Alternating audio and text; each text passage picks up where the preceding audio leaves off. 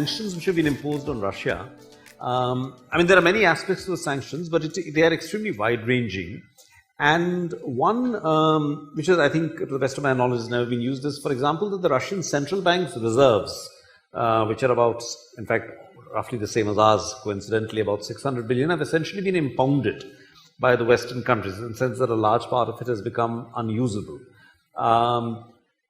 Is there some thinking in India, in Indian government, at the level of the Finance Minister, Central Bank, not that, this is a kind of, I don't think we are going to invade any other country, but nonetheless, it's an unprecedented step. It's in some ways a weaponization of sanctions by the Western powers. And is there some thinking as to how to deal with it?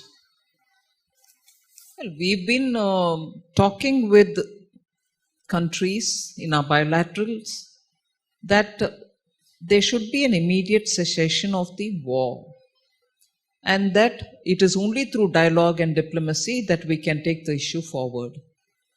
And in matters related to our oil consumption and also buying it from the source, which gives us at a concessional rate, we've clearly exerted our right in doing that, because I'm also adding one more layer to this question, which I'm sure many of you leaders in the global businesses will understand. The possibility of the Indian basket, not just the Brent crude, Indian basket going up in its price itself is even more worrying, because if because of sanction, those in Europe who were depending on Russia will now come over to taking it from the Middle East because they can't take it from Russia. The quantum available for countries like India, which had nearly 80-85% of all that we import from the Middle East, will now become even more tightened because there are more buyers into the market. And even worse, the prices will go up. I'm competing against people who have suddenly come into the market who can ask for better, supply, give more money to buy it.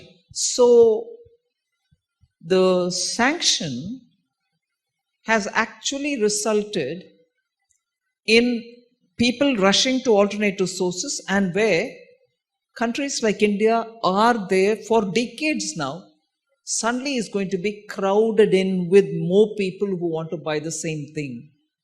So supply and price factors will now have its own ramification on us. So the long and short of what sanction does to us is this one example, which I see in the near future also constraining us. Right.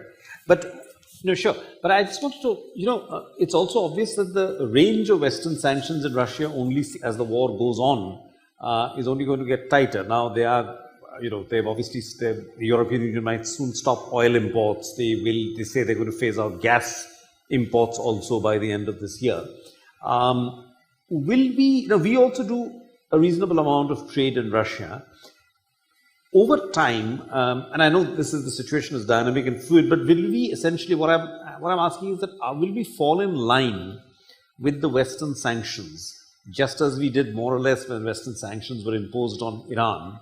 Or, what is the thinking? What is the government's thinking? Are we going to sort of follow the sanctions in some way? No, I think we have been spending a lot of time explaining India's position, not just on the abstentions when votings took place, but also on the fact that if Russia is offering it to us at a discounted rate, right, we will still be buying it, because it makes perfect sense, particularly when the world is stressed out with inflation. The more the cost that you're paying for these imported commodities, the more that is going to influence your inflation levels. So we've been explaining that we will certainly purchase it.